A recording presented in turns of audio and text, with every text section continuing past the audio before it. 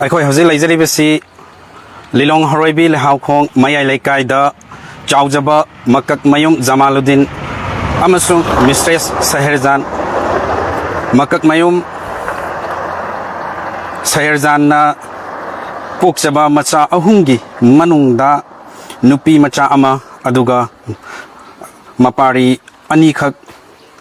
ꯂꯣꯏꯅꯅ ꯑꯍꯨꯝ ꯑꯁꯤꯒꯤ ꯃꯅꯨꯡ ꯑꯁꯤꯗ ꯏꯇꯣꯟ ꯇꯣꯟꯕ ꯑꯣꯏꯅ ꯃꯀꯛꯃꯌꯨꯝ ꯑꯦꯝꯗꯤ ꯖꯍꯤꯔ ꯈꯥꯟ ꯂꯩꯇ ꯂꯥꯏꯔꯕ ꯏꯃꯨꯡꯗ ꯆꯥꯎꯖꯔꯛꯄ ꯃꯍꯥꯛꯀꯤ ꯑꯄꯣꯛꯄꯁꯨ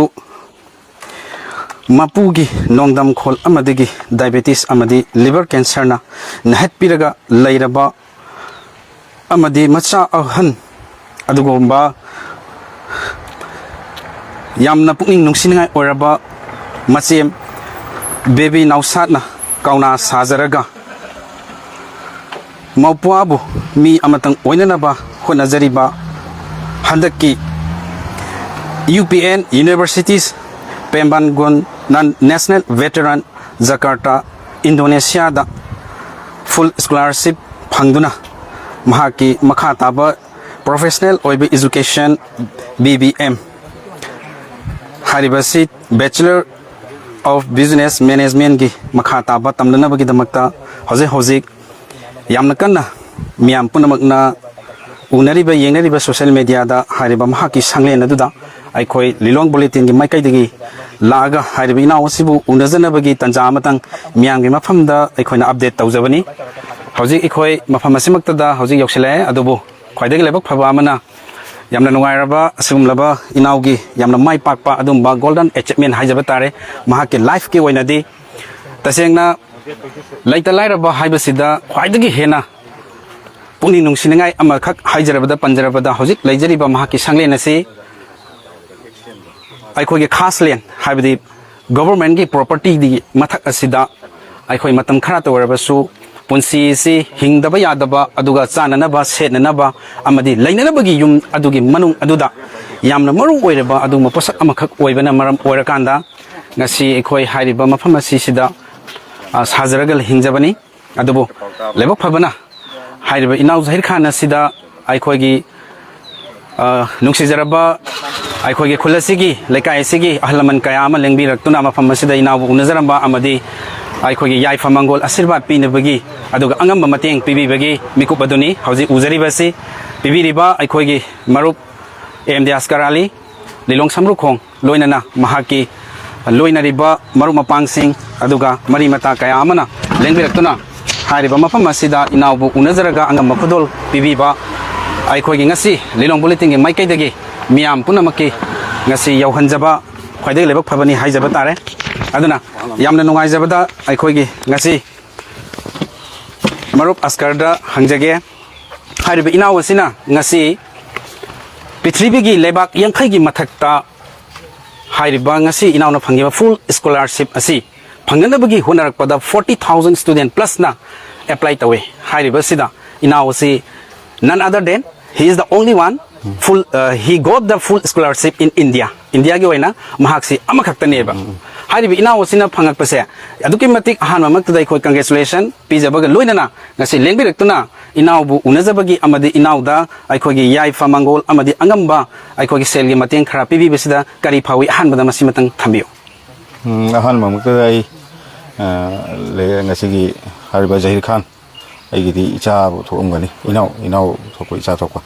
ngarang pau sum uba magi asengma detail na hanba du thengnaba ngarang gi social media haswai news dege magi detail si khangma dege sigi khoi ngang ni loina khoi Lilonggi tana Manipur gi amadi India gi mai purakliba angang ne na khallaga ngasi se leiba leitaba ai khara angang sigi family so hanadegi hona khangmani na mateng khara tauge loinana atop side so maki damakta dua amadi angam mateng pangbi raksanu oina khallaga ei taseng ngasi laksabani yam nungai sumba akogi thajadana agi tungda leiriba family yum asidagi sumaina tholaaga Manipur gi amadi India gi oina represent toraga sumane scholarship kari toba angang tarani thoi prithvi goina khangat pakanda India gi represent tawraga sumana chatka dori Indonesia da ꯆꯠꯀꯗꯧꯔꯤ ꯍꯥꯏꯅ ꯇꯥꯕꯁꯦ ꯑꯗꯨꯛꯀꯤ ꯃꯇꯤꯛ ꯅꯨꯡꯉꯥꯏ ꯑꯃꯗꯤ ꯇꯨꯡꯗ ꯍꯧꯒꯠꯂꯛꯂꯤꯕ ꯁꯥꯇ꯭ꯔ ꯅꯍꯥꯔꯣꯜ ꯁꯥꯇ꯭ꯔ ꯁꯥꯇ꯭ꯔꯤꯁꯤꯡꯗ ꯌꯥꯝꯅ ꯏꯟꯀꯔꯦꯖ ꯑꯣꯏꯒꯗꯕ ꯑꯗꯨꯒꯨꯝꯕ ꯑꯦꯆꯤꯞꯃꯦꯟ ꯑꯃꯅꯤ ꯍꯥꯏꯅ ꯑꯩ ꯁꯨꯃꯥꯏꯅ ꯊꯝꯖꯒꯦ ꯑꯃꯗꯤ ꯃꯍꯥꯛꯀꯤ ꯂꯩꯔꯤꯕ ꯐꯦꯃꯤꯂꯤ ꯑꯃꯗꯤ ꯃꯍꯥꯛꯀꯤ ꯂꯩꯔꯤꯕ ꯀꯦꯔꯤꯌꯔ ꯇꯨꯡꯒꯤ ꯀꯦꯔꯤꯌꯔ ꯁꯦꯝꯅꯕꯒꯤꯗꯃꯛꯇ ꯃꯤꯌꯥꯝꯅꯁꯨ ꯑꯜꯂꯥꯗ ꯅꯤꯖꯔꯒ ꯑꯜꯂꯥꯗ ꯍꯥꯏꯖꯔꯒ ꯍꯦꯟꯅ ꯃꯥꯏ ꯄꯥꯛꯄ ꯉꯝꯅꯅꯕ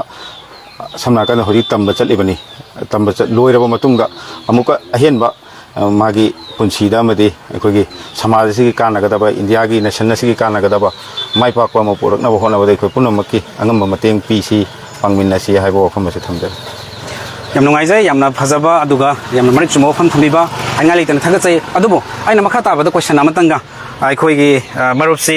ꯑꯩꯈꯣꯏꯒꯤ ꯕꯤꯖꯦꯄꯤꯒꯤ ꯑꯣꯏꯅꯁꯨ ꯍꯥꯏꯖꯕ ꯇꯥꯔꯦ ꯃꯤꯌꯥꯝꯅ ꯊꯣꯏꯗꯣꯛꯅ ꯃꯥꯏꯟ ꯇꯧꯖꯔꯣꯏꯅ ꯈꯜꯂꯤ ꯑꯗꯨꯝꯂꯕ ꯑꯩꯈꯣꯏꯅ ꯌꯥꯝ ꯃꯔꯨꯑꯣꯏꯕ ꯑꯗꯨꯝꯕ ꯃꯤꯁꯛ ꯑꯃꯈꯛꯅꯤ ꯍꯥꯏꯅꯁꯨ ꯃꯤꯌꯥꯝꯅ ꯍꯦꯟꯅ ꯈꯪꯅꯔꯤꯕ ꯑꯗꯨꯅꯤ ꯑꯗꯨꯕꯨ ꯃꯍꯥꯛ ꯑꯁꯤ ꯍꯧꯖꯤꯛ ꯍꯧꯖꯤꯛꯁꯤ ꯑꯩꯈꯣꯏꯒꯤ ꯒꯣꯔꯃꯦꯟꯒꯤ ꯍꯥꯏꯕ ꯇꯥꯔꯦ ꯑꯩꯈꯣꯏꯒꯤ ꯏꯚꯤꯛꯁꯟ ꯑꯃ ꯌꯥꯝ ꯀꯟꯅ ꯗ꯭ꯔꯥꯏꯕꯁꯦ ꯆꯪꯁꯤꯜꯂꯛꯏ ꯃꯐꯝ ꯃꯅꯤꯄꯨꯔꯒꯤ ꯃꯐꯝ ꯀꯌꯥꯗ ꯈꯛ ꯅꯠꯇꯅ ꯅꯣꯠ ꯑꯣꯟꯂꯤ ꯗ ꯃꯅꯤꯄꯨꯔ ꯏꯟ ꯗ ꯍꯥꯏꯗꯤ ꯑꯥꯎꯠꯁꯥꯏꯗ ꯑꯣꯐ ꯗ ꯃꯅꯤꯄꯨꯔꯗꯁꯨ ꯇꯧꯔꯤ ꯍꯥꯏꯖꯔꯤꯕ ꯍꯥꯏꯔꯤꯕ ꯃꯐꯝ ꯑꯁꯤꯗꯁꯨ ꯍꯧꯖꯤꯛ ꯍꯧꯖꯤꯛ ꯏꯅꯥꯎ ꯖꯍꯤꯔ ꯈꯥꯟꯅ ꯂꯩꯖꯔꯤꯕ ꯁꯪꯒꯥꯏ ꯑꯁꯤ ꯍꯧꯖꯤꯛ ꯑꯩꯈꯣꯏꯒꯤ ꯈꯥꯁ ꯂꯦꯟꯗ ꯂꯩꯌꯦꯕꯀꯣ ꯑꯗꯣ ꯃꯍꯥꯛꯀꯤꯅꯤ ꯍꯥꯏꯕꯗ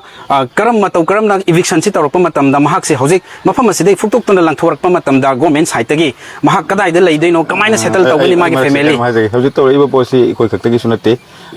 ꯃꯅꯤꯄꯨꯔꯒꯤ ꯑꯣꯏꯅ ꯑꯄꯨꯟꯕꯒꯤ ꯑꯣꯏꯅ ꯇꯧꯔꯛꯏꯕ ꯄꯣꯠꯅꯤ ꯃꯁꯤꯗ ꯑꯩꯈꯣꯏꯒꯤ ꯍꯧꯖꯤꯛ ꯄꯤ ꯑꯥꯔ ꯒꯣꯔꯃꯦꯟꯅꯤ ꯁꯝꯅ ꯍꯥꯏꯔꯀꯥꯟꯗ ꯑꯩꯈꯣꯏ ꯄꯥꯔꯇꯤꯗ ꯂꯩꯔꯒꯁꯨ ꯄꯤ ꯑꯥꯔ ꯒꯣꯔꯃꯦꯟꯅꯤ ꯑꯩꯈꯣꯏꯒ ꯀꯔꯤꯝꯇ ꯃꯔꯤ ꯂꯩꯅꯕ ꯄꯣꯠ ꯅꯠꯇꯦ ꯃꯁꯤꯗ ꯑꯩꯒꯤ ꯊꯣꯏꯗꯣꯛꯄ ꯀꯃꯦꯟ ꯄꯤꯅꯤꯡꯉꯥꯏ ꯂꯩꯇꯦ ꯁꯣꯏꯅ ꯃꯁꯤꯗ ꯑꯗꯨꯕꯨ ꯍꯥꯏꯔꯤꯕ ꯑꯩꯈꯣꯏꯒꯤ ꯏꯅꯥꯎ ꯖꯍꯤꯔ ꯈꯥꯟꯒꯤ ꯐꯦꯃꯤꯂꯤꯁꯤ ꯑꯩꯈꯣꯏ ꯃꯌꯥꯝ ꯆꯪꯉꯒ ꯃꯈꯣꯏꯁꯦ ꯀꯃꯥꯏꯅ ꯃꯐꯝ ꯆꯥꯕ ꯖꯒꯥꯗ ꯁꯤꯐ ꯇꯧꯔꯒ ꯃꯈꯣꯏꯕु ꯍꯥꯏꯗꯤ ꯂꯩꯍꯟꯗꯕ ꯌꯥꯗꯦ ꯍꯤꯡꯍꯟꯗꯕ ꯌꯥꯗꯦ ꯃꯥꯒꯤ ꯂꯥꯏꯐꯀꯤ ꯀꯦꯔꯤꯌꯔ ꯑꯃ ꯁꯦꯝꯅꯅꯕꯒꯤꯗꯃꯛꯇ ꯑꯃꯗꯤ ꯍꯧꯖꯤꯛ ꯍꯧꯖꯤꯛ ꯌꯥꯝ ꯀꯟꯅ ꯅꯥꯗꯨꯅ ꯂꯩꯔꯤꯕ ꯑꯩꯈꯣꯏꯒꯤ ꯏꯅꯥꯎ ꯖꯍꯤꯔ ꯈꯥꯟꯒꯤ ꯑꯄꯣꯛꯄ ꯕꯕꯥ ꯃꯨꯍꯝꯃꯗ ꯖꯃꯥꯂꯨddin ꯃꯍꯥꯛꯃꯛꯁꯤ ꯗꯥꯏꯕꯦꯇꯤꯁ ꯄꯦꯁꯦꯟ ꯂꯣꯏꯅꯅ ꯂꯤꯚꯔ ꯀꯦꯟꯁꯔ ꯅꯥꯔꯒ ꯂꯩꯔꯤꯕ ꯑꯗꯨꯒꯨꯝꯕ ꯏꯌꯥꯝꯕ ꯑꯃꯈꯛꯅꯤ ꯍꯧꯖꯤꯛ ꯒꯨꯂꯤꯅ ꯍꯥꯏꯗꯤ ꯏꯔꯣꯏꯅꯔꯒ ꯂꯩꯔꯤꯕ ꯑꯗꯨꯒꯨꯝꯕ ꯀꯔꯤꯒꯨꯝꯕ ꯑꯃ ꯐꯥꯎꯕ ꯁꯨꯕ ꯅꯣꯝꯕ ꯉꯝꯗꯅ ꯌꯥꯝꯅ ꯑꯋꯥꯕꯒꯤ ꯄꯥꯡꯈꯛꯇ ꯅꯣꯡꯃꯒꯤ ꯆꯔꯥ ꯆꯥꯕꯁꯤ ꯍꯧꯒꯠꯅꯕꯒꯤ ꯄꯥꯡꯒꯜ ꯂꯩꯇ꯭ꯔꯕ ꯑꯗꯨꯒꯨꯝꯕ ꯃꯍꯥꯛꯅ ꯄꯣꯛꯆꯕ ꯏꯌꯥꯝꯕꯁꯤꯅ ꯄꯣꯛꯆꯕꯤ ꯑꯗꯨꯝꯂꯕ ꯑꯩꯈꯣꯏꯒꯤ ꯃꯤꯁ ꯕꯦꯕꯤ ꯅꯧꯁꯥꯠꯅ ꯀꯧꯅꯥ ꯁꯥꯔꯒ ꯁꯨꯃꯥꯏꯅ ꯇꯧꯔꯒ ꯍꯣꯠꯅꯖꯔꯛꯄ ꯑꯗꯨꯒ ꯏꯃꯨꯡ ꯑꯃꯈꯛ ꯑꯣꯏꯕꯅꯤꯅ ꯀꯔꯝꯕ ꯃꯑꯣꯡꯗ ꯄꯨꯟꯁꯤꯁꯤ ꯂꯦꯟꯈꯤꯒꯗꯒꯦ ꯍꯥꯏꯕ ꯑꯗꯨꯒꯤ ꯌꯥꯝꯅ ꯑꯀꯟꯕ ꯑꯋꯥꯕ ꯃꯤꯌꯥꯝꯒꯤ ꯊꯃꯣꯏꯗ ꯁꯣꯟꯅꯕ ꯅꯨꯡꯉꯥꯏꯇꯕ ꯑꯗꯨꯒꯨꯝꯕ ꯋꯥꯐꯝ ꯑꯗꯨꯅꯤ ꯃꯁꯤꯗ ꯀꯔꯤ ꯍꯥꯏꯅꯤꯡꯉꯤ ꯍꯣꯏ ꯄꯥꯡꯕ ꯌꯥꯕ ꯃꯇꯦꯡ ꯑꯩꯈꯣꯏ ꯃꯌꯥꯝ ꯄꯥꯡꯅꯔꯤ ꯇꯨꯡꯗꯁꯨ ꯄꯥꯡꯕꯤꯔꯛꯅꯕ ꯑꯩ ꯃꯤꯌꯥꯝꯗꯁꯨ ꯑꯄꯤꯜ ꯇꯧꯖꯔꯤ ꯂꯣꯏꯅꯅ ꯑꯩꯈꯣꯏꯒꯤ ꯒꯣꯔꯃꯦꯟ ꯁꯤ ꯑꯊꯨꯕꯗ ꯂꯥꯛꯀꯅꯤ ꯍꯥꯏꯕꯒꯤ ꯊꯥꯖꯕꯁꯨ ꯂꯩ ꯒꯣꯔꯃꯦꯟ ꯑꯁꯤ ꯀꯩꯒꯨꯝꯕ ꯂꯥꯛꯄ ꯇꯥꯔꯒꯗꯤ ꯑꯩ ꯒꯣꯔꯃꯦꯟꯒꯤ ꯁꯥꯏꯠꯇꯒꯤ ꯂꯩꯔꯤꯕ ꯂꯣꯀꯦꯜ MLAꯒ ꯇꯥꯟꯅꯔꯒ ꯃꯇꯝꯗꯨꯗ ꯄꯥꯡꯕ ꯌꯥꯕ ꯀꯔꯤꯅꯣ ꯃꯇꯦꯡ ꯑꯗꯨꯝ ꯄꯥꯡꯖꯒꯦ ꯍꯥꯏꯕ ꯋꯥꯐꯝꯗꯨ ꯊꯝꯖꯔꯒ ꯑꯩ ꯂꯣꯏꯁꯤꯟꯖꯒꯦ ꯊꯦꯡꯛ ꯌꯨ ꯊꯥꯒꯠꯆꯔꯤ ꯑꯩꯈꯣꯏ ꯃꯈꯥ ꯇꯥꯔꯛꯄꯗ ꯑꯩꯈꯣꯏꯒꯤ ꯂꯩꯀꯥꯏ ꯑꯁꯤꯗ ꯂꯩꯕꯤꯔꯤꯕ ꯑꯩꯈꯣꯏꯒꯤ ꯃꯔꯨꯑꯣꯏꯅ ꯑꯍꯜ ꯂꯃꯟꯁꯤꯡ ꯁꯥꯇ꯭ꯔ ꯅꯍꯥꯔꯣꯟ ꯑꯗꯨꯒ ꯌꯪꯁꯇꯔꯁꯤꯡ ꯃꯌꯥꯝ ꯑꯃꯈꯛꯁꯨ ꯂꯦꯡꯕꯤꯔꯛꯇꯨꯅ ꯂꯩꯕꯤꯔꯝꯃꯤ ꯑꯗꯨꯕꯨ ꯑꯩꯅ ꯍꯧꯖꯤꯛ ꯎꯅꯖꯔꯤꯕꯁꯤ ꯑꯩꯈꯣꯏꯒꯤ ꯃꯀꯛꯃꯌꯨꯝ ꯖꯍꯤꯔ ꯈꯥꯟ ꯍꯟꯗꯛꯇ ꯑꯩꯈꯣꯏꯒꯤ ꯌꯨꯅꯤꯚꯔꯁꯤꯇꯤꯁ ꯑꯣꯐ ꯄꯦꯝꯕꯥꯡꯒꯅꯟ ꯅꯦꯁꯅꯦꯜ ꯑꯗꯨꯝꯂꯕ ꯌꯨꯅꯤꯚꯔꯁꯤꯇꯤ ꯑꯁꯤꯗ ꯑꯩꯈꯣꯏꯒꯤ ꯏꯟꯗꯣꯅꯦꯁꯤꯌꯥꯗ ꯂꯩꯕ ꯑꯁꯤꯗ ꯐꯨꯜ ꯁ꯭ꯀꯣꯂꯔꯁꯤꯞ ꯐꯪꯉꯒ ꯑꯩꯈꯣꯏꯒꯤ BBM ꯍꯥꯏꯔꯤꯕ ꯕꯦꯆꯂꯔ ꯑꯣꯐ ꯕꯤꯖꯤꯅꯦꯁ ꯃꯦꯅꯦꯖꯃꯦꯟꯠꯒꯤ ꯑꯣꯜ ꯏꯟꯗꯤꯌꯥꯒꯤ ꯃꯤ 12 ꯈꯟꯕ ꯃꯇꯝꯗ ꯋꯥꯔꯜꯒꯤ ꯑꯣꯏꯅ ꯃꯤ 12 ꯈꯟꯕ ꯃꯇꯝꯗ ꯏꯟꯗꯤꯌꯥꯒꯤ ꯑꯣꯏꯅ ꯃꯍꯥꯛ ꯈꯛꯇꯃꯛ selection tauba full haidi scholar phangba aduga amana Kashmir macha amana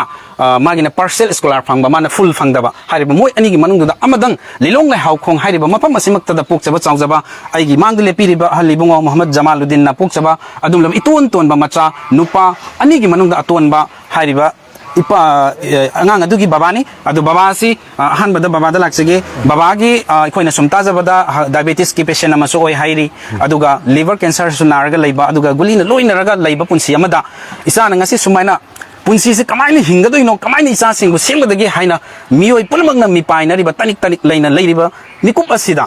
angang ama semba haibasi huge amount ama sangi aduga aikhogi physically mentally financially darkar leiba khudingmak asida ngasi matau karamna aigi isanupa Zahir Khan se ngasi sugumba yamna haidi good opportunity aduga golden opportunity asumba ma phangjabasida kari phaubi aduga masigi matangda thamnang wafamdo miyam punamak tamina se haiduna aikho lakjabani Lilong bulletin me kadi thambiyo inshallah ai Zahir Khan gi pokchaba mapani aduga ai gi angang ahumni nupi machana ahal oi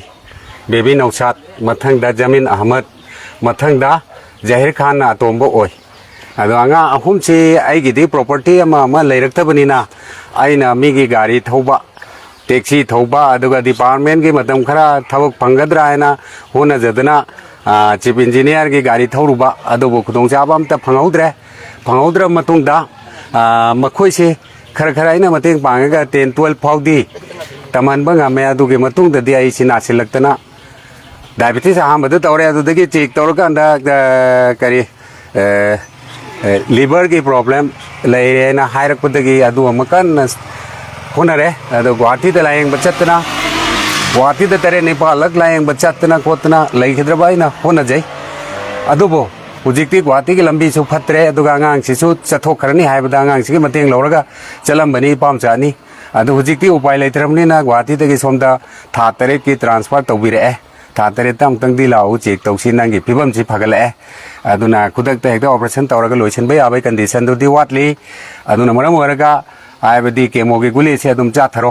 हायना गुली मथंग चारगा लाई अदो हुजिकी condition सिददी आइना अकन बथबक करिगुम्बा अमता अमुतबसु छुगनु अदुगा मोंग तादबा हाउबा सांगासु याम चाबा यादे हैना थिंगकपदगी आइगी चाबसु वाले अदगी doctor की testing तौबकांदा ईसु बराबर चिंगबनिना पांगन छि वाले सिगी मतंग सिदांगा अतोंबा सिना मसागी वाखन्ना आइबदी खंजरगा आइखोय कमाय तौनी बाबा सुनारे दुगा आइखोगे इनकम सु लैते मरमदुना आइखोयना थिजब तायना माकन होना जै मतम मांगनदे अद हंदके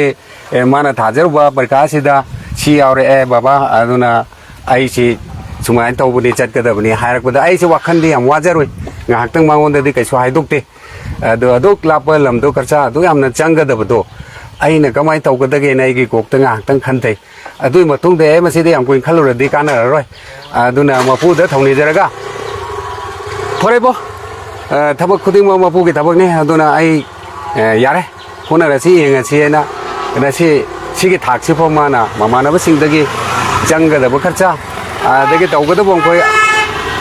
खरगे मखै दे आंगम बंगोय मान होना जरे दुदैदे आइना उपाय लेरक्तदना जमा मस्जिद के इमाम साहब अमा सुम खरा ताना जरूबदे दुदी फरे खोसु मतेंग पांगे याम फरे मान तौरेसि हायदना मखोयनसु आंगम मतेंग पांगने न हाइबिरई असुमैननि तौरिसि अदुगा आइना लेजरिसि खासलेननि खासलेन से सिदा होजिक लेबिरिबा युम सांगलेन से अखोगी इसागी ओइबा ओन प्रॉपर्टी नते हाइना हाइबिए आदे लेखिद्रबा अखोगी बाबागी अखोई जाहिर खान की बाबागी इपुजे बाबा की बाबा से ना अदुगी मतम अदुदा अखोगी लेजरम लमसे हिंगनबगी लनफमदा हेना खुदोंग चागदबनी हाइना खलकांदा अतोप मफम खरा छिंगदसो अदुम चलमी थिरमी अदुना मफम मसिदगी लमसे पुरा योंथोअमे हाइना हाइबिबा अदुबु लेबक थिबदी हारिबा लमसिंग अदुदा लेबा फंगदबदगी बाबाना मथंग सुम योनखिबना मरमोरकांदा लैता लाइरबा अवाबा चखाउ मिननबे होनरकदा मसा सिंगदुगी हिंगनबगी लनफम अदुदा लैखिदबना मरमोरगे ngасidi अखोगी पब्लिक की प्रॉपर्टी हाबदी अखोगी गवर्नमेंट की प्रॉपर्टी की मथक सिदा खासलेन सिदा युम से सारगा लै मसी मतंग करी हाइनिंगी मसी आइना खंजरिसे आइगे ज्ञानदि थोक्तरे हुजिकति लमसु तांगमिना अखोगी इनकम लेजदबनिना थुना यांगना लम अमा लेबगी कैपेसिटी सु लेत्रे इसासु नारे अदुगा मफम सिदा मतम खरा आंगांग सिंगसिना चावरक्त्रि फाव दगा मोंग ता मागे हिंगबा ngamba थबक पायरक्त्रि फावदि लेबा फंगदि लेबा फबनी सिगी मतंगदा आई खंजरुई इवेक्शन अदु अदाना जुम पाव गवर्नमेंट के मनिन तारक फसिदा आइगे थमोइदा ताना थिनबगुम पाखचै आई कराइदा लेरुनी सिने तुगारा अदि करमाय तौनी हाइबे वाखनदे याम वाजे अदुबो करिदि उपाय लै तौरक्त्रि फावदि अदुम खांगदन लैसिनबा तारे हाइना खलिए हुजिकसे यामना पुनी नुंसिबा मियोबेगे लेबक्ता यामना मरुओइबा अखोगी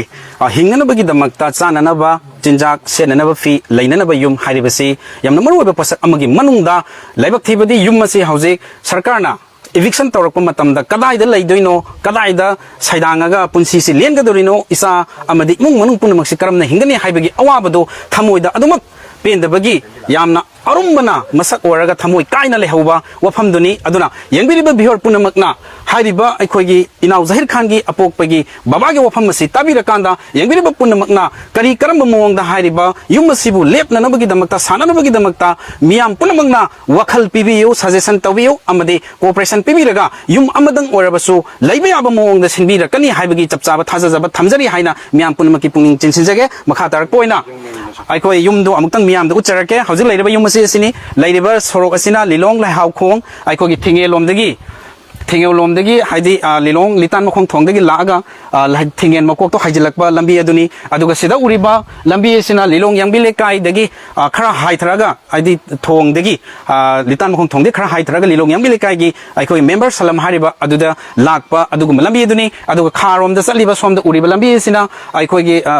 ꯁꯝꯕ꯭ꯔꯨꯈꯣꯡ ꯑꯗꯨꯒ ꯂꯧꯃꯉꯥ ꯂꯧꯇꯔꯥ ꯃꯈꯥ ꯂꯩꯀꯥꯏ ꯃꯌꯥ ꯂꯩꯀꯥꯏ ꯇꯥꯈꯤꯕ ꯌꯥꯕ ꯂꯝꯕꯤꯗꯨꯅꯤ ꯍꯥꯏꯔꯤꯕ ꯁꯤꯒꯤ ꯅꯥꯀꯟꯗ ꯍꯧꯖꯤꯛ ꯎꯔꯤꯕ ꯁꯣꯝꯗ ꯎꯔꯤꯕ ꯃꯐꯝ ꯑꯁꯤ ꯈꯣꯡꯅꯤ ꯍꯥꯏꯔꯤꯕꯁꯤ ꯑꯩꯈꯣꯏꯒꯤ ꯒꯣꯚꯔꯟꯃꯦꯟꯠꯒꯤ ꯄ꯭ꯔꯣꯄꯔꯇꯤꯅꯤ ꯈꯣꯡ ꯑꯣꯏꯅ ꯂꯩꯔꯝꯕꯅꯤ ꯃꯇꯝ ꯑꯃꯗ ꯌꯥꯝꯅ ꯄꯥꯛ ꯆꯥꯎꯅ ꯑꯗꯨꯕꯨ ꯃꯇꯝꯒꯤ ꯃꯇꯨꯡ ꯏꯟꯅ ꯍꯧꯖꯤꯛ ꯀꯔꯤ ꯍꯥꯏꯒꯅꯤ ꯃꯤꯌꯥꯝꯅ ꯍꯦꯟꯅ ꯈꯪꯕꯤꯔꯤꯕꯗꯨꯅꯤ ꯈꯣꯡ ꯑꯁꯤ ꯄꯥꯛꯂꯝ ꯆꯥꯎꯔꯝꯕꯗꯤ ꯈꯔ ꯄꯤꯛꯁꯤꯜꯂꯛꯈ꯭ꯔꯦ ꯑꯗꯨꯕꯨ ꯂꯩꯇꯕꯗꯤ ꯌꯥꯗꯕꯅꯤꯅ पैसागी अदुम प्रॉब्लम क्या मरम ओरकान हौजिक सी लेजरिबा इनाउ जहिर खान की संगलेन से खोंग असिगी मथक्ता अखोई उपाकना लाइफ वाना तौरकान हौजिक हिंगजरिबा अदुम लेंजरिबा पुंसी अमखक अदुनी मसिनी हौजिक मियामदा अइना लाइफ की खुथांगदा मियामदा उच्चरिबेसी अदुना यामना पुलिंग नुंगसिबा तमंगमदबा मियोइगे पुंसी करी तुंगदा करी थोरकनी करमना पुंसी लेंगनी अदुगा इसा सिंगसी करमना हिंगनी करमना मी ओइनदबा होनगनी सेंगबनी हाइबा अदुम लबा याम इमोशनल ओइबा अदुगुम तांकक अदुगुम मोमेंट अदु ngasi aikogi inau Zahir Khan gi baba gi sanglen da su thuare masamak ta su yam kup na hojek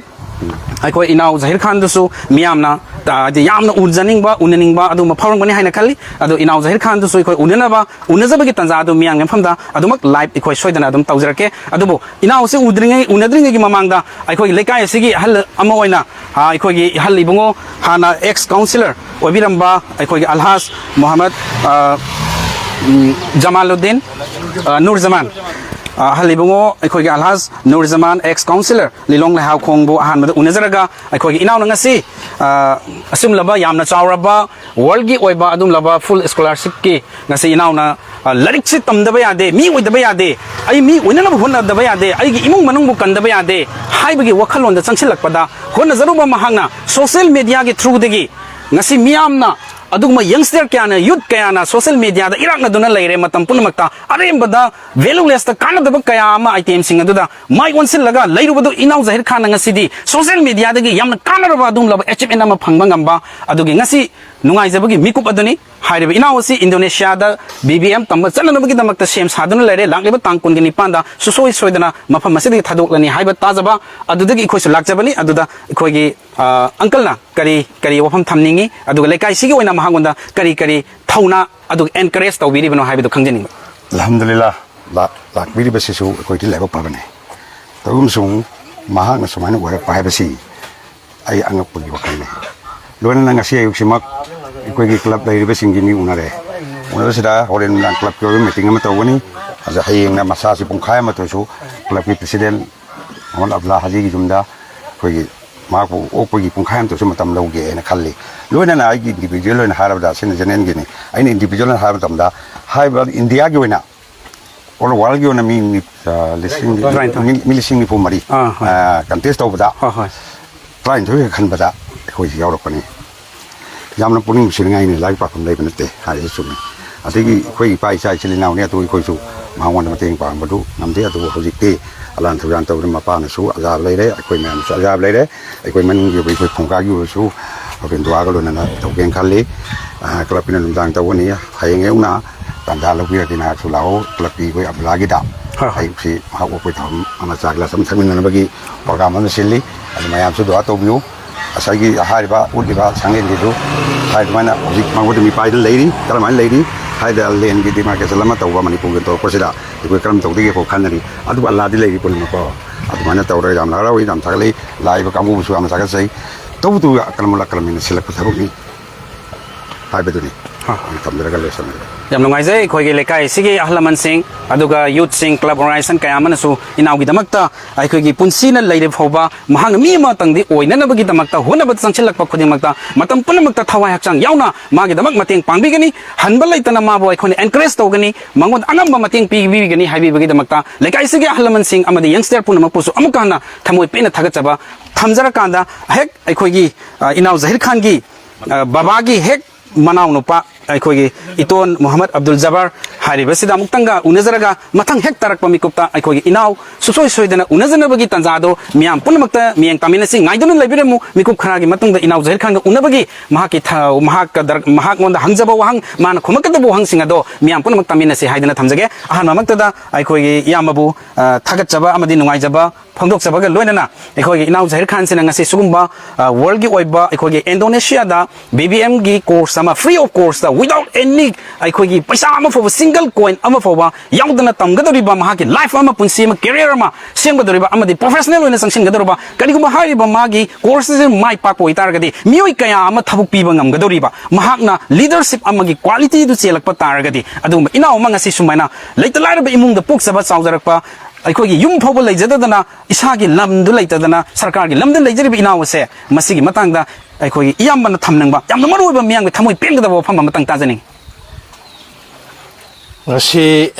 ngasi fauda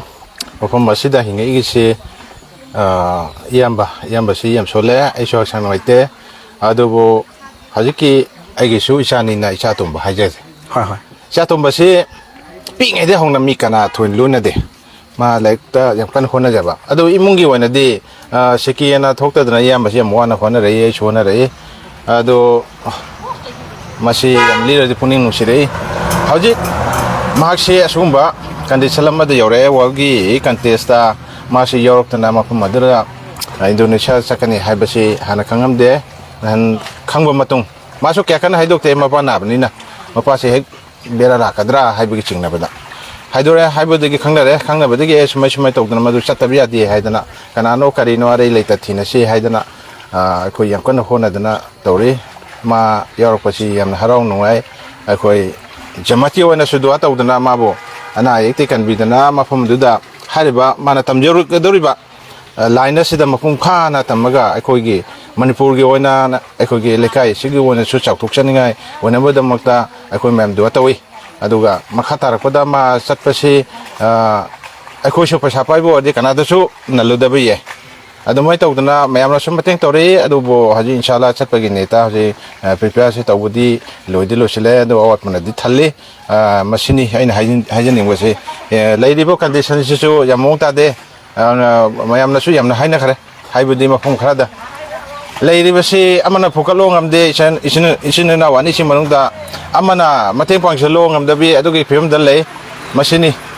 yamna haibogi su Utauta di mayam na hena uraba thabo mani adu mayam baduso thamoi kaina mafam amada salega masu tambaya bakari no ai punsi si hingdaba yade na hona dan sin kre manaw sumai tawre phuma lak phungam da dan lei maramdi man lak pagi sang da basement disa do wat pan mar moraga hojik kadai da no mahana lebi sa maxi Bangalore kari honari no ma honari mas engineering chi free of course ta tamam bani loide haire free of course ta loide hairagasu amoromda mana free ojeba wani leibagi satpagi sabagi masi tawbada angpani angang doni hingkhrido angang doni hingkhribo mong sesu masili thorade pioror tani mana selection tawki bese kamain tawki jano mai ma so sumene online da parkha thabane okay adu engineering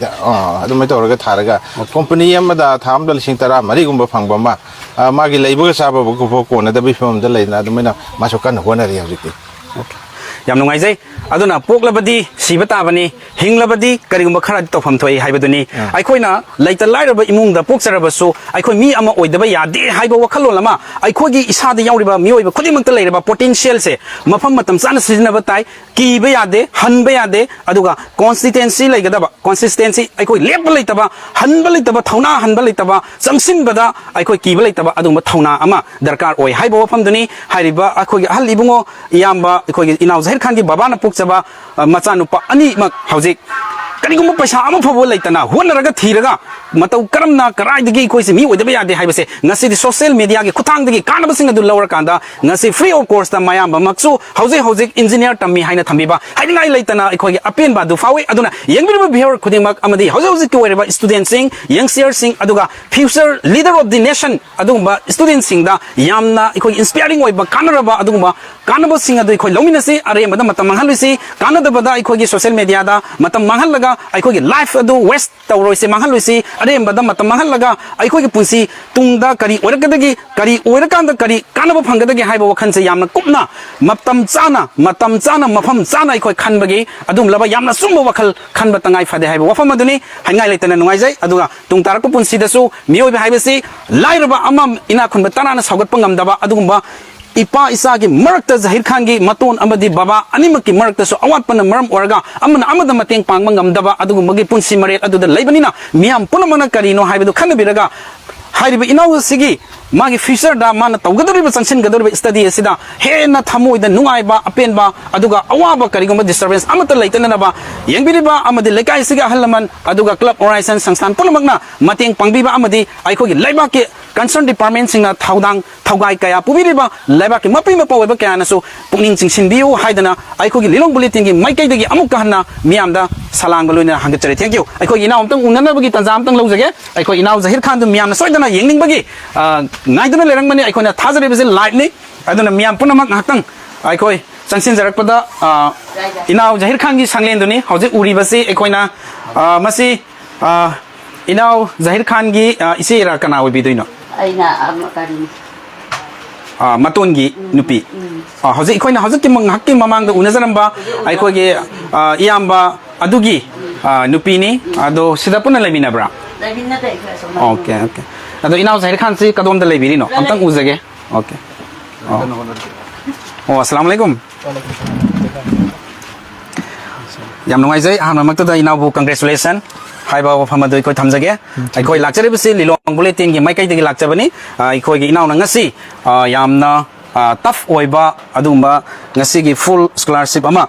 इखोय UPN Universitas Pembangunan Nasional Veteran Jakarta Indonesia दा तंगदबा BBM गी अदुमलबा full scholarship अदु इनावना India गी ओइना मी तरागा निथोय खनबदुदा इनाव से India गे ओइना he is the only one महाखक ओइना खनबा अदुगा अनि सुबा अमना अखोगी जम्मू काश्मीर दगी माना पार्शियल स्कॉलरशिप फंगी हाइबा वफम अदुनी अदुबा फुल स्कॉलरशिप फंगबा अवितारगदि इनाव से ओबिदो नेत्रा माने ओके अदो इनाव सिंह हतन अखोय उनजरगा वरी वताय साबा अदुगुमा तंजामा अखोय इनाव दगी लौजगे यागनी को ओके अदो हतन सेदा फमसिरा सोमदा फमसिरा सोमदा हतन फमबिनबा लेजरीबसिना अखोगी इनावगी स्टडी रूम हाइजबा तारे महाकी स्टडी रूम मसिगा लोइनना महाकी हिफम अदुनी सिदा लेजरीबसि महाकना यतारिबा मान स्टडी तौरगा ngahakhtang orebasu pothaजबा याबा अदुंबा युम अदुगी मनुंगदा थाजरिबा महाकी फामुंग अदुनी अदुगा सोमदा लेरिबसिना मागी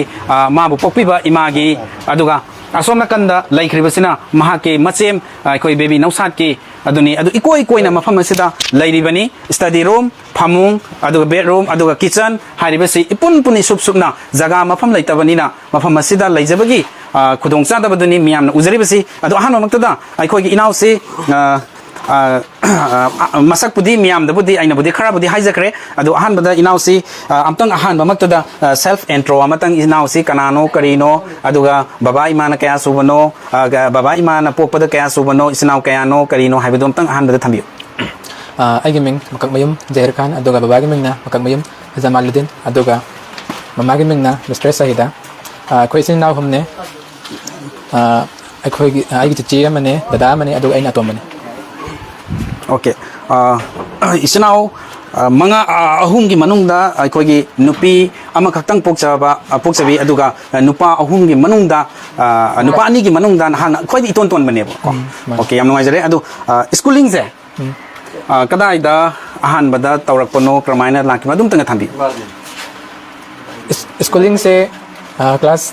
नर्सरी टू केजी सेना मदीना यूनिवर्सिटी इंग्लिश स्कूल ना लिलोंग लेबो से तमजरई अदुगा क्लास 1 दगिने क्लास 4 की जेही तंखाइबोसिना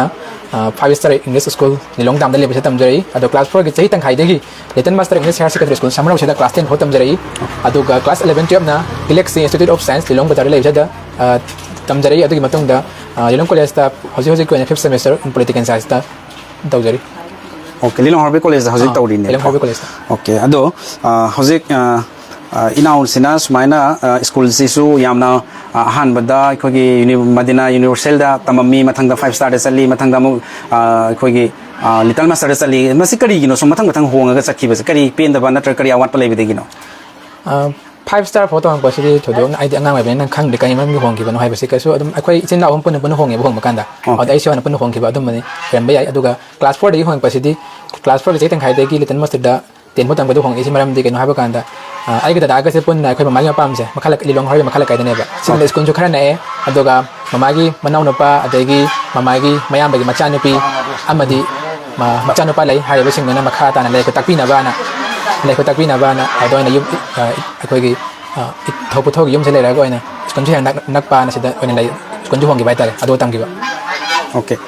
oh ado hozik inau si makha ta na akhoi gi mafam adu da chatlage haiba wakhalon sida adumak leiraba natra sem sabalo sile haina lojage yaraba sala chatlage na ready de leire okay adu masi matau karamna inau sina karai digi kanana pirak pa information no karai digi phangba source no ngasi sumaina akhoi gi lakhibase aidi masi gi full scholar si ai thidaba yade aduga ai si thiraga ai kari no tawgado si ai lyric si kamain tawgada na khalai je kari wakhalon dino haibdo masih kayak gini hay kanda aina ahan bada 2020-21 corona gi matam sida online class topic phone pai matam sida ana youtube te video sum mate ging ba sida ena malai hay youtube channel sida mana Saudi Arabia government scholarship amalai hay scholarship sing matang da mana extend phadana tau bai tare hay scholarship se Saudi Arabia government gi vision 2030 na amalai hay vision 2030 gi matung ina lakpe scholarship ni hay scholarship se the international students sing se Saudi Arabia government hay country se education hub amoy rak na bagi international students sing se da scholarship si pir kanda attract tau bai tare hay scholarship am kana pan hay kanda abu malu na khoi muslim gi ndi am phadana kana bai tare ma se freedom ra tau ba kana pi ba adoga Makka Madina sala kana mas prayer tau ba big opportunity si pi ba adi mathak ta maka living allowance stipend so dum chauna phangai tare paisa khang natana maroi na khoi gi muslim gi holy place ba da ina pam da khiba scholarship am ogi bai tare adum adudagi na inspire tawra kanda mathang ra kan 2023 da class I 12 se pass out tore class 12 se pass out tore matung da so apply taw base phang di kai mrang ha kan apply taw kanda passport se mandatory oi ado passport se saba se ngam da plus Manipur irang hina so passport seba kendra se amo appointment phang da bai dana lai khiba dagi ade marak ta swai gi sahi time pan su da bagi saba da khara document khatang swai bale problem lai khiba ta dana apply taw base ngam khide ado 2024 da October gi date 10 da ai gi passport se ai khota yor pada gi somna apply se ain taw hora ki taw hana 2021 se tam preparation se aina pakhan lai khiba ne na class to bek loi baga kam ba to country do so lai he khang even scholarship se Saudi Arabia ka natana to country sing do so mental scholarship se lai khang pa de ga aina research makha da na tawra kan da aina somna preparation tawra kan preparation aina tawra matong da passport lam matong da gi apply taw hora kan okay haidi khoi class 10 exam si hek luwe ba matung da khangbudi harib si nauna pho khoi gi phone hai tare haujikan gi khoi gi smartphone singi social media de gi khangki bane ba natra mane adu ninga si khoi gi inau di yamna kanaraba ai gi punsi si career ma sem da ba de adu ai gi imung manung si karamna makeup togani assist togani mateng pangani pangda ba de hai ba wakhalon du da khalakanda yamna kanaraba adum laba social media gi khoi gi khudong sa ba sing adu ni nan lojari ba adu ga khoi gi hojik youth sing adu youngster kaya mana de arem bada khoi gi social media da matam manghanduna entertainment da scholarship sa masigi si masida hai scholarship phangba se yam thamuna depend je kena kan da yum se dagi thoa kan da makha tan larik aina pamda ba line da field da tama phangni habi ga harau no tambi aba department atai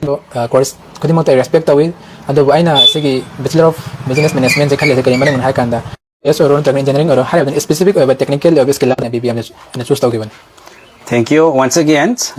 We are very satisfied by hearing your statement, and we congratulate to you. Okay. You can just right. Aduna yam nungai jabaduni yam na hangai litena peli aduna ngasi inauna thamjari bo pharmacy ai koi gi doctor tambayai doctor da changsil lubai engineer tamlu bai tawgum song haibu doctor duna di aina anaba adugumba awana tar sing du mateng pangba adugumba du khakta oigani aduna aina business management da changsil boi taragadi ngasi gi unemployment generation nama mayok na duna lairi base ai koi awaba taraba awaba na mayok na riba thabuk phangdabi samisa si kokhan mangang mani amasung makhoi si masa marondom lepchaba aduga samaj ama ai khoi country ma nation ama sakhalak pa haibasi adum laba business tawrakanda masana self earning tawrakanda mioi kaya ama thabuk piba ngamba adugumbagi apam adu thamoi da inauna phaujaba hainga leitana thagachai loinana inaw da mukka hena khangjaning masi masida ai khoi gi hauja hojikta matau karamna inau se mafam duda chatna nabagi apply tawkhibagi aduda changkhiba magi procedure aduda changkhiba amount kai makha di lerang mani na lawjai adu karmaina madu deal tawkhi gi haibadu sigi scholarship se apply tawbakanda ahan bakanda magi criteria sing sigi scholarship to apply tawbagi my criteria se ahan bada magi minimum se 70% and above with the ade aduga nanti class 12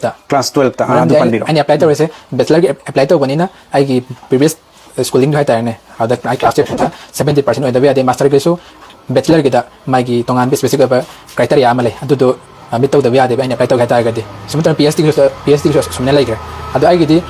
bachelor ge apply to banina hai 70% above so the ade plus ma se extra curricular activities khare hena fazabam darkar lai adu si yam kan mandatory dinate adu ga maro documentation da la kanda ai gi previous degree hai ta class 12 certificate amade marksheet se and diagram ge ministry am lai ministry of external affairs na MEA hai the ministry si da gi apostille to bachangi apostille se kai no hai ba kanda ai gi certificate amade marksheet kai am authentic ko hai ba ne ba tak to ri sina adu hai se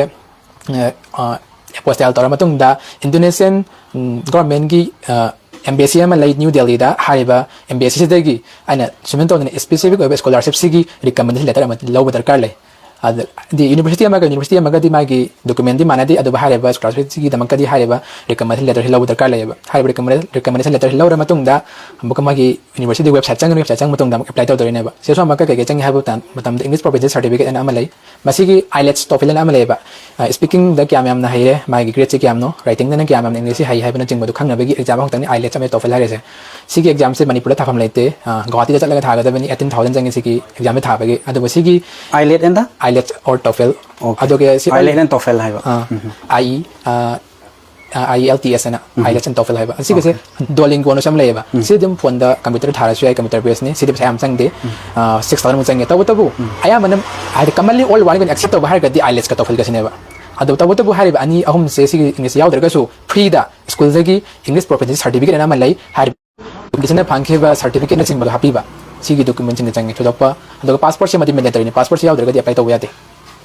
adu inau gi passport se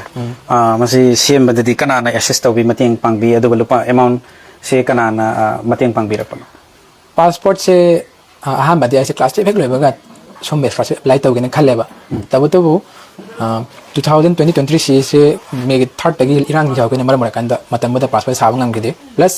baba gi ga gi certificate ming se kitang soina ba ta adu na so mo ya ke da passport sa ba se adu gi matung ga 2023 se haw 2024 se da amuk ai se passport ai sai tai ban sura ga di baba gi document yaw do ya ba adu na isai gi document sin da kan da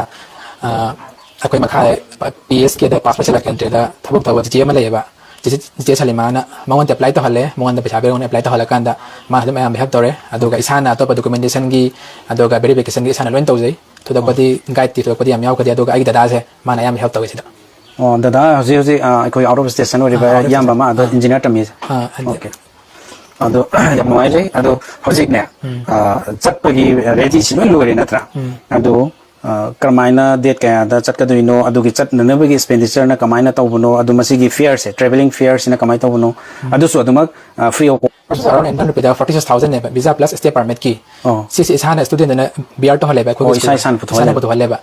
si se ai se aseng by the class day 19 da orientation hora ga day 20 day class hau graba ne ba aduma ko ai gitang thenga chale kali no ha ba kanda ai gi visa gitang thenga lak ba tare class te hau greba day 19 dagi day 19 da orientation toraga coming orientation da phanglam toraga kan 20 day full class hau greba okay adu bo ai professor da ai faculty ai oja da so ai thenga la ni maram di si program se le ne ha bu de hai gra menu accept tore adu ga kitang thenga ni kali maram ha kan visa ge payment se kitang thenga to ba tare si maram chat ore ke so am khalam me maram pesa se thinga le ta na si kaman thi gi hai kan da akhoi gi mai manam pudi pesa dam sing tara dam help tore adu matung da ai gi imanaba amalai Elias na ma se mele kai mangkok te gine ma ga oja sagir ko mana so baba gi mamina baba men oja sagir ko ma se mangon de so 10k am help tore adu ga eduable career amalai har eduable career da se part time oina magi graphic designing gi so plus aduga customer support associate oina lei bhai tare o isamak se o matam khara magi hariba idu kariba idu able career idu able career hai sida isamak part time job su tawjarami okay adu hariba da Saherjan se idu able career gi CEO ni mangun de 15k ma ha ba kanda my account de payment tawkhne SBI de gi ado samina help tor kan to badegi mari mata de samna khaje khaje laura kanda 40000 ne suna ba ko ne kitang thenglapna paisa je payment to ke ba tare adu dana agi visa se lak pa kan de verification to ba khot pa kitang teng ke ba tare adu so ma ka visa ke payment se 40000 je ko se de chapta ne taw khra ba taw tax se kari kitang ka kan ada Indian rupee da lising ani mu kitang wal lising ma tani pan ke ma wat le ba si ko se payment to ma tha thara ba adu yaw dra ga di process ma ka chat thada ba lupa lising ani ga lising ama ga tani pan lising ama tani pan yang khemuk se awat pa mak oira ba mana mayam na mateng pangbirak padagi haidi account de payment to khra ba haidi hauki visa ge se taw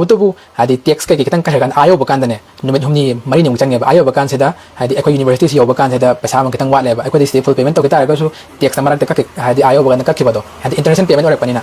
adu ki tax ka kan paisa lising ani mo wan le lising ama ga chani pan yang khai mo haidi amount se amok SBI haidi bank de payment to target amaka $10 loge ba hem extra charge hoina international payment to ba gi haidi payment se adu mo lising mari mo ta de le da na plus am paisa ga problem ai ba adi amok adom chang ga de paisa amok haidi kamana payment to ne so ai maram ju amok indus leite ba hauji adi guwahati ba na ba gi ba se haidi cancer patient oi ba ne na tek adagi rim tari fat hol lekana ai chat baba ga chat pane ba ai sa alai bane se leite ba ne na ai sa chat to ba ya tre ba adana kamain to ni to ra ka ai handak ki best scholarship kham puna select to mina ba Pakistan ma cha lai India ma cha ro siya na pun tawra kan ne mo na pau na bele kan da India gi UMS na University ma lai Indonesia da Universitas Muhammadiyah Surabaya na ma Surabaya hare ba province lai ba university ni ma sumatra scholarship sat ke ba koi chi ne Bihar dai ko ma se nidi ko libra nang na lai la Jupiter se ai ngai part time job to bo khat ba adu de ne ana marup macha ma yaw ba tele 60 mong ta ba aja hare ba adu ki paisa adu ki tang lai ba adu ga plan chila kan da EMI da 40000 down payment tawra kan da ana low bane ba hare ba sel hare ba Jupiter se lawre adu ga hare ba Jupiter se na bandam thama kan da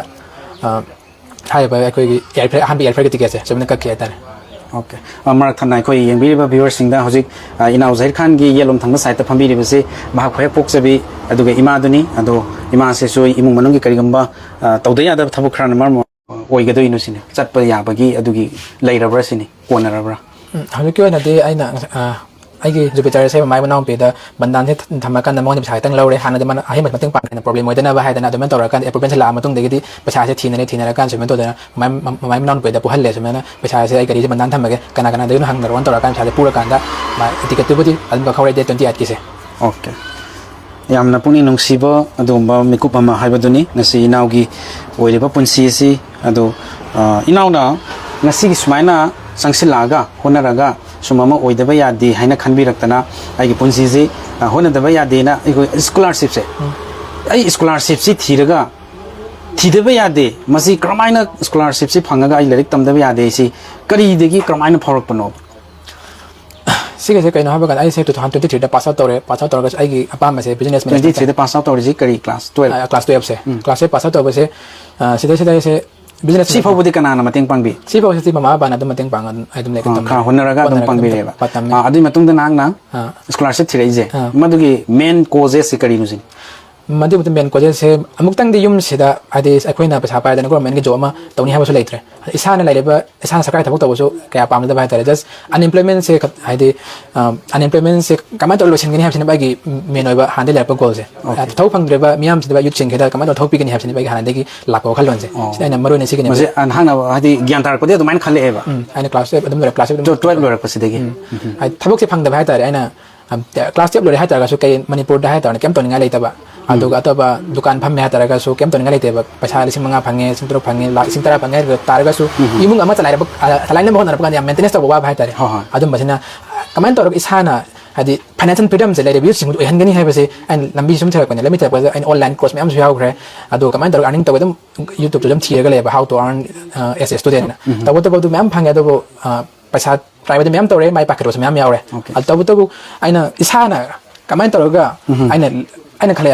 I want the knowledge han lai tara gadi aina opportunities me amura kani do tara gadi aina opportunity me amura tara gadi I want the skills ya lex education yaw tara gadi aina kem to bunga moi do tara gadi aina khale tam da darkar le aina pame goal se aina pame goal se unemployment se losin ma unemployment se tang to da help tara gadi phangdre ba yu ching da employment generate to bu se ne ba do tara gadi kai tam ba tai se akanda business management tam dori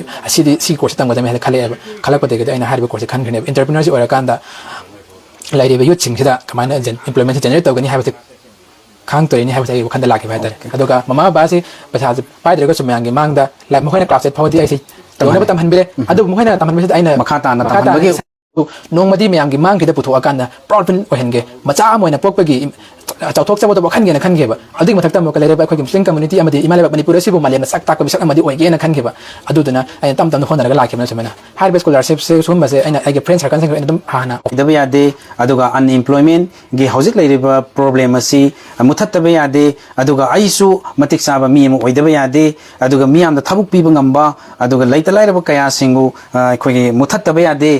ꯂꯩꯇ ꯂꯥꯏꯔꯕ ꯀꯌꯥꯕꯨ ꯑꯩꯈꯣꯏ ꯅꯨꯡꯉꯥꯏꯅ ꯄꯨꯟꯁꯤ ꯑꯃ ꯃꯁꯛ ꯊꯣꯛꯅ ꯍꯤꯡꯍꯟꯗꯕ ꯌꯥꯗꯦ ꯍꯥꯏꯕ ꯋꯥꯈꯜꯂꯣꯟ ꯑꯗꯨ ꯄꯤꯛꯂꯤꯉꯩꯗꯒꯤ ꯈꯟꯖꯔꯛꯄ ꯑꯗꯨꯝꯂꯕ ꯂꯩꯇ ꯂꯥꯏꯔꯕꯅ ꯃꯔꯝ ꯑꯣꯏꯔꯒ ꯀ꯭ꯂꯥꯁ 12 ꯄꯥꯁ ꯇꯧꯔꯒ ꯍꯦꯟꯅ ꯑꯃꯨꯛ ꯏꯁꯥꯗ ꯑꯆꯧꯕ ꯏꯅꯣꯠ ꯑꯃ ꯍꯥꯞꯄꯤꯔꯛꯇꯨꯅ ꯉꯁꯤꯗꯤ ꯕꯕꯥ ꯏꯃꯥꯒꯤꯅ ꯑꯇꯣꯞꯄ ꯃꯄꯥꯟ ꯂꯩꯕꯥꯛꯇ ꯑꯩꯈꯣꯏꯒꯤ ꯐꯣꯔꯦꯟ ꯏꯖꯨꯀꯦꯁꯟꯗ ꯍꯦꯟꯅ ꯌꯥꯝꯅ ꯑꯦꯗꯚꯥꯟꯁ ꯑꯣꯏꯔꯕ ꯑꯗꯨꯒꯨꯝꯕ ꯏꯖꯨꯀꯦꯁꯟꯁꯤꯡ ꯇꯝꯕ ꯆꯠꯄꯗ ꯑꯋꯥꯕ ꯄꯥꯡꯈꯛ ꯑꯣꯏꯔꯒꯗꯕ ꯑꯗꯨꯒꯨꯝꯂꯕ ꯊꯦꯡꯅꯕ ꯉꯝꯂꯔꯣꯏꯗꯕ ꯀꯌꯥꯁꯤꯡ ꯑꯗꯨꯗꯒꯤ ꯈꯜꯂꯀꯥꯟꯗ ꯉꯁꯤꯗꯤ ꯁꯣꯁꯤꯌꯦꯜ ꯃꯤꯗꯤꯌꯥꯒꯤ ꯈꯨꯠꯊꯥꯡꯗꯒꯤ ꯏꯅꯥꯎꯅ ꯉꯁꯤ ꯏꯟꯐꯣꯔꯃꯦꯁꯟꯁꯤꯡ ꯑꯁꯤ ꯊꯤꯔꯒ ꯉꯁꯤ ꯍꯣꯠꯅꯕꯤꯔꯛꯇꯅ ꯉꯁꯤꯗꯤ ꯃꯤꯌꯥꯝꯒꯤ ꯃꯃꯥꯡꯗ ꯃꯀꯛꯃꯌꯨꯝ ꯃꯣꯍꯝꯃꯗ ꯖꯍꯤꯔ ꯈꯥꯟ ꯑꯩꯈꯣꯏꯒꯤ Indonesia da laiba Universitas Pembangunan Nasional Veteran Jakarta hariba mafam aduda BBM gi aikhoi course asi tamba phangjagadoribani maramaduna aikhoi inauda hangjaning mafam mamatanga miyamna hena khangning ba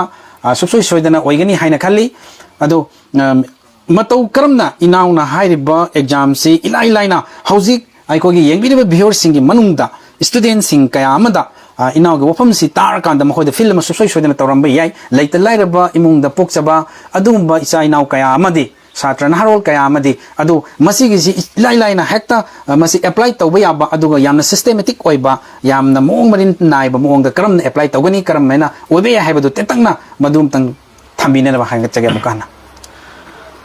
maroi na khoi hawale leba youngster sing haita ne sum scholarship sing se bachelor khakte ginate master gisu phd gisu layeba lone layeba aduga master gina mukene scholarship se layeba bachelor de gisu atotapa manadaba country singi university gi simam layeba haiba singi thiminara kanda puni apply tawbe ba sikasu yam zuro banate esan online da dum phangbang hakani youtube ta su aduga website sing scholarship ki tonga masi dukan website layeba haiba website sing jangbira kanda isana khara thijilla kanda free of course da full da like tam bayeba aina pining message ken haba kan aina class step lore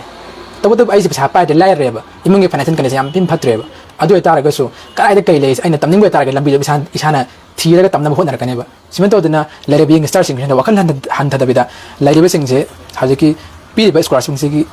opportunities ngi able torakanda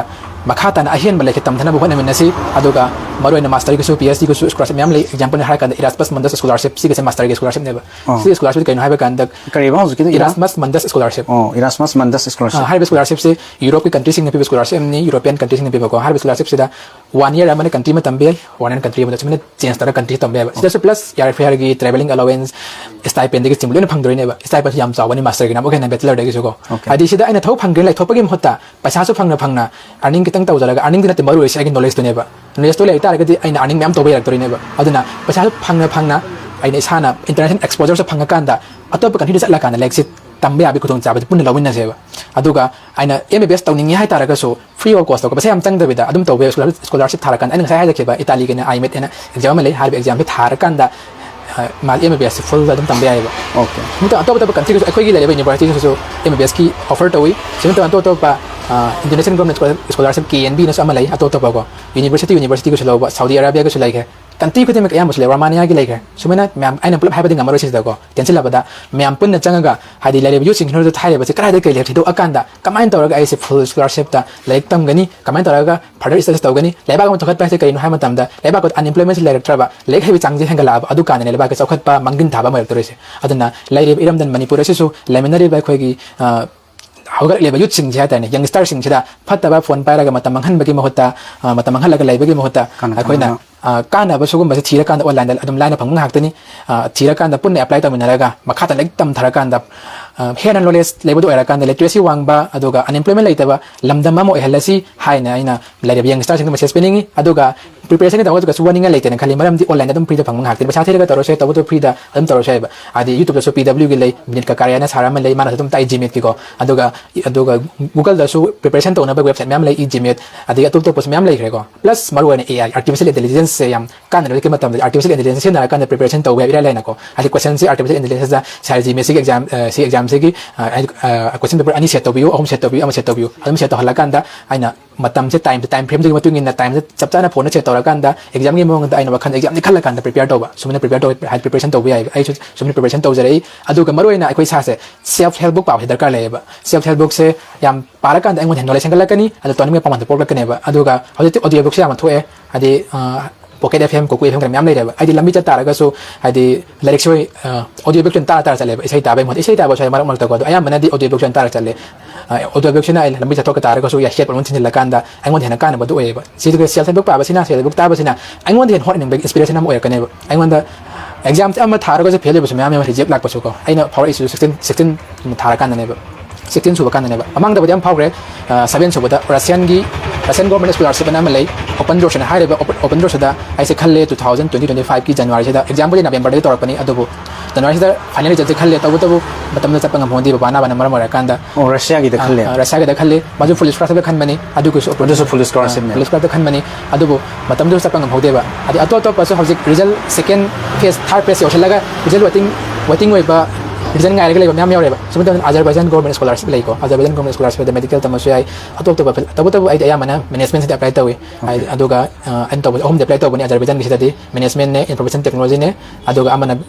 अनि management the सुमने apply तबनेबा अदुगा मागे से हजिक अरो बेगे last round से तंगारे round home लोके मागे ना process से कमान तव हैबे कना कितंग मैम दि स्लाइटली डिफरेंट होयबा हादि कंट्री में गा यूनिवर्सिटी में अप्लाई तबगे मोंग से माना देबा हजिक की Azerbaijan government scholarship Heydar Ali international grant कवी हादि ग्रांट से अप्लाई तब मोंग से कमान तव हैबा कना माजे आईगी डॉक्यूमेंट खुदिंगमक से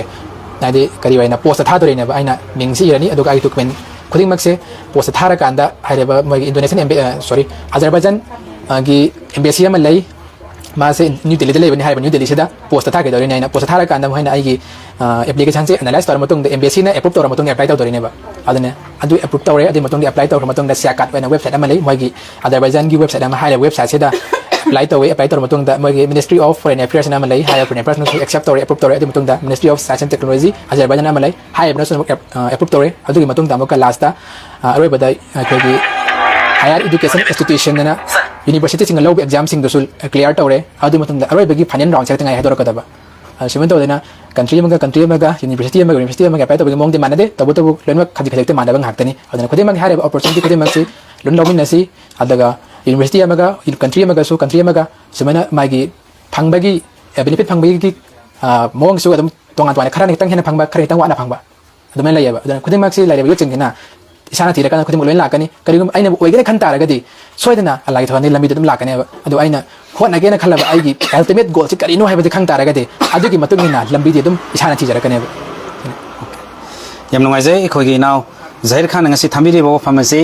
अखोगी यूथ सिंह हगलगलिबा अदुगा फ्यूचर लीडर ओबिरकदोरिबा जनरेशन सिंह मपा मपी मो ओबिरकदोरिबा अदुम लब स्टूडेंट सिंह यंगस्टर सिंह द पीरिबा मेसेज असि तसेंगना होनबा अदुगा आइगी सेल्फ डिटरमिनेशन अदु लेंगदना थंबा अदुगा होनबा लेपा यादबा अदुगा तनबा लेतबा अदुगा मी ओइननबगी दमक्ता आइना खल्लिबा पामजरिबदु ओइबा ngमननबा फंगबा ngमननबा मदुदा चोक थबा तौदबा तन थबा लेतबा लेप लेतना संगसिलगदि थीबा हुंबा अदुगुंबा म दरकार ओइ हाइबदुनी अदुना लेतलारबा इमुंग मनुंगदा पोकचबा चावजबा कया अमसु आई ngasi the लरिक तंबा अदुगुंबा advance ओरबा yam advance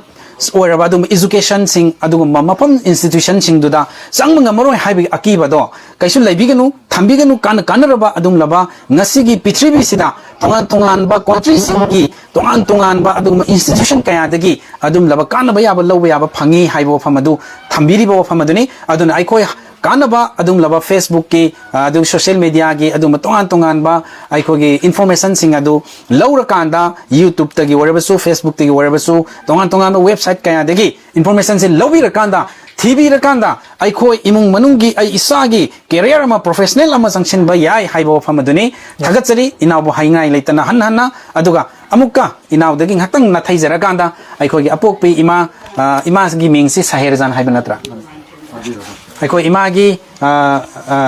ima ibema ikoi inaw ibungo Zahir Khan gi ima Saherjan ima dagi icha na ngasi sugum laba isa si mi oi banga maroi ko karamna mahai masing makhata na tamhan si ko tamhan gani aina hingi ba punsi marela sida lairi ba fiba masida ai gi isa sing se makhoi na khanjere bo khalase kamai na o hensi kamai na honsi gi haina aduki matik ahing kaya tumki daba milugi pirang na isa gi phi sing punso cho na hingjaba adum laba ayuk charga numidang chadaba adugum punsi marela mad lakiba samal sida ngasidi arang arakna adugum ba achawrang ka ba ina kana khun bagis adum pasanung sa pai bagis samaj amada hinglaba punsi sida ngasi imana isana ngasi sugumba ma oirak pasida image thamoida phawba famado miam punamak yengmine punamak na tamina si haidan imada hangja thamjage imana kari habining habiyo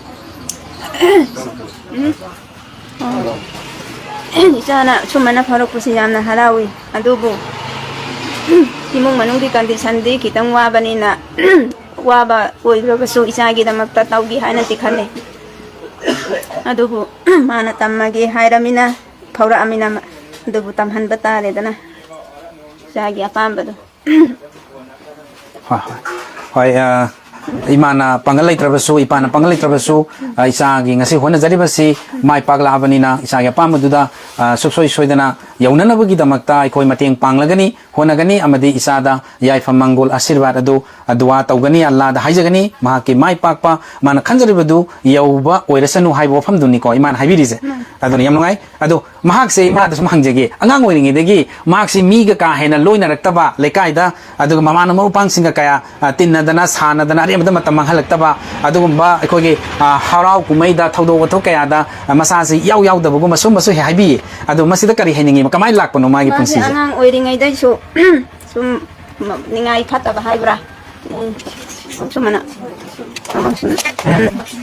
khara mayam dei masna hum dei itop top bimana khara ningai phata ba haibra khara sagonda adra mana taw basita taw haiba magi tumagi magi aning ba apamba du taw ta ba subja jate mase magi apamba dra tum taw ba masi mamana ba gatin na ba oiro andagi lairik iskun ka be goiro amaga mana haiba si boy wa la su kalam wa la su ama wa la su wa tan absi aina su kan hona sai mana su na sangga si amana su kau balai masi mamana ba singna kau balak pasi aina laira su laiten hai ayam matam da mana sakhaga su ngalatang minat mga tara si chalhalaga aina tungom dagi la ana para uma du angang ni na wakhan dumang bagi matam dumangon da su pamudri ba ai ikogi mapasara soin haide haida sunun angi denga ba pung para mapan mukta ba sira sunna ma thokhipsi kan ai chali mo si yang haune baina adu ma si mama na buka chakra ga so aina ne la atomba ka weben atomba nan kan ai chali ma haibsen ma la ne adegi tuition chala sunne ma karai da lairi mo sain thi gani magi chafamsi atopa na kalam da sat kidra haibsi mango ai gi awa bani mangonda okay imani chabu kadai da kari shoki da gi haidana miku khuding mahaki khonga khuding da matam punamakta yengsindana lei haibadani aduna mama ama Napoleon haibiramba afaba ima ama PBU P3 joy tawge haiba wafam ase miam punamakna aikoi gi chimpa oina laikre brain da chu khre tabu adugi mama ama oiba haibajigi aikoi gi thabuk oina reality da lakpoi targadi madugum madu hek watpa aduna ngasidi imagi Zahir Khan gi imana ngasi thamiribo famasina khange afaba mama ama haibado ngasidi miang mamangda aikoi yamna maithongda maka lamna isana ngasi sugumba ma oirak pangam khibase mama gi yam chawba daita lei haibasini adu isana kadai da kari shoi khigada kana ga chatni nari aduga kanai da leiri school chakhibadu hamatam sana hale ibra tuition chatpa matam da kana ga chatmi nari kadai da matam sana halak pra kana ga chatmi nari haiba asungba ngakang pothara basu tho abasu imana isabu matam punamakta yamna mikupna hum singna kadai da kari shoi khigada haina sena jaba imagi tobimal punsina aikoi punamakna ayeng punamak bihor punamakna su subsoi sodana imabu punsi sangna nungsangna nada yektana punsi sangna isagi mahai chaba phangbu oirasano haiba aikoi Allah mapu mahakta su khoi dua tawjari loinana amuk iman haijening bese aikoi Zahir Khan si yamna khan khibada hongdaba magi hotna khibada adi asiba haide akiba leitaba sini nani khangdaba mana phangjage haina pamjaribadu yodaba yade haina sanction mangamba adumani yamna aikoi diligent oiba yam patient leiba aduga yamna consistency oiba adugum lawa yam sincerity oiba aduga yam punctuality oiba adugum ina wa makhakni haiba wafamdani thagajari aikoi baba da muktang aroi boina aikoi baba dagi wafam amtang thamjage adu ima dagi microphone dum tang pibi hojik baba ngasai su ikoi mamang da baba gori sana zakre ado ikoi gi live sisu khara sange ado yengbi ba viewer punamangna ngasi asum laba ina osina phangjari ba asum laba full scholarship asi India gi oina aikoi gi amakaktamak phangbada full scholarship se Lilong hairiba Thoubal District ki manung chana leiba Lilong Leihaokhong mayai leikaida pokjaba inaw Zahir Khan gi maha ki asum laba kanaraba miyamna khangbada yamna kanagadaba adugum laba leitalai raba kaya singi damaktadi achoba pambai oiriba asigumba mikup asibu manghan bayade kanabasi adum laba student sing da pi da bayade hawalak liba adum youngster sing aduga leitalai imung kaya da pokjaba isa inaw sing student sing bu adu wakal hanba yade makhoi su sumna mahanga Zahir Khan ngasi oire sumna oibiyu haibagi message do pin na bagi awareness adugi maram orka na kitang sangna matam lawjabani live thajabani miyam punamangna haingai leitana thamoi da apen phawbirang bani haina khanjai loinana like share comment tawiyu haidana Lilong bulletin gi maikai digi miyam punamakki amukka na puning chinsinjari martana amuk lakjage babada hojik inaw si ngasi summa oire mahagasi tang kungani panda so sodana chatkhiba tare adu chatkhigadaro inaw ase mahagna ngasi mafam asidagi thadokhiba matamda babagi oire bhaksang gi health ki condition se awabagi masakning sai thambi adu inaw sina mahaki study dasu honaba matam kaithokpa babagi awabagi damakta hospital da chatpagi khotpagi doctor ki treatment gi asumba hidak haidi khogi medication hidak langthaki lauthok lausin kayamadasu mating pangbi hai masi mahaksi sakhraba matungda babana kari karamba mugongda biar tawgadoino laibi hawgadoino sin ai so dumakni khan kibasi adubu hujikti maha asigi khan kiba hongdaba mangonda hai nangna khaluriba tawuriba yauribsi successful di oire hai hai du yam chawba expenditure yam chawba thabakni aduga loinana ai si hoji mak yam luba patient amoina ai si lele nangna full help habdi nang khaktana wajabani atai leite nayamba machu Bangalore da study tong leikre aduna maram moraga hai ba pungning da di yamna lumna wana khalui mangon da hai dokti dagi aina hujik tawdori sikari no ma chatpagi expenditure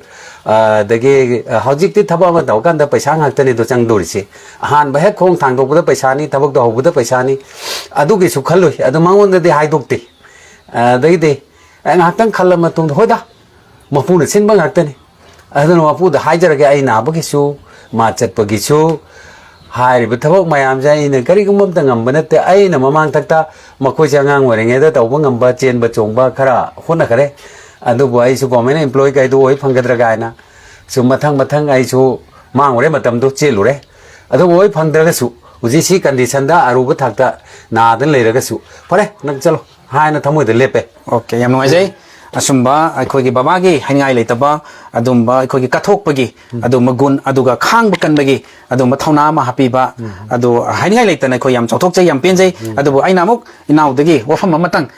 hangjage hairaba inaw sida hangjari ba wafam hangdin wafam di masi yengbi ba viewer punamakna su thoidokna mind tawbiro haina khalli yengbi ba punamakna akhoi gi bet comment pi pasida hojik inaw na leiriba mafam asi akhoi government gi property haijaba tare Lilong Leihaokhong hairiba khong asi mathakta hojik leiribani masi amuk masi eviction tawragadi inaw gi chakhraga matungda baba ima amatang thambi ba yaba leigadra sini kanatraga suggestion oresu or appeal oresu I guess I take request hari ketika nabi kanda dari mamam sedi government ke beren eviction system soidan lani asi lagdar ka sudong mati soidan lagani ado ka government ki site ki samana lamna jada ba mi singi so khuding makti accommodate tawbuding ngamda ba rambasu ai na tara na information wa pi rambasu ai tawat ba mari na ba department sing na hari basda bajang sakhan janingi amadi kaino haba kanda ai leitraba awani plus ekos bokhan di yam nungai roi tawat ba karam kala kani haba sedi ngamde na eviction na jade ado ka laiba mari na ba authority sing na hari basda yang changbira kanda hai kari ko masin bi ba daraga disin bi kari am thina phagani khanjai aduga kudi makse halana kudi mo henmang haktani aduga halan so lambi ma hangdora kani na agi thamoi chaptana thajaba male seknai na haijaning bhai tokwa kaso kata ba kamen alhamdulillah khoi gi nauna thambire base kana gumba ai khoi gi kanglai pak ima gi mathakta pokjaraga hingjariba chaujariba adumba aikogi miyoi ba samaj asida khunai asida laitalai rabana maram oraga yum phauba leijadraba laifam safam haidi mafam haiba sida yamna maruriba aikogi yum lainana ba chana gi mafam asi karigum eviction tawragadi karamna hinghogani imung manung ima ipa adugi chinau sing aduga aina karamna makha further study tawbada aigi thamoida aigi mind da kari polum mama oigadra haiba aduga loinana masibu matau karamna solution ama purakadagi haibagi wakhalondu khanjariba inaugi wakhalase aikhogi mari leinaba concerned department aduga central government aduga Manipur government Hausa pudi PR pudi lay haijaba taragasu mari leinaba department singna mieng changhaningi changbiduna asim laba aikhogi lam leijadraba isinau kayama ngasi di thamoida ningdom ponduna yamna mitlugi pirang sinthana awa macha kam kona na hingjariba mioi kaya amagi su laifam safam pibina nabagi damakta aikhogi mari leinaba department abadi government singda pukning chinsinjaba wafam aduni yam nungaijare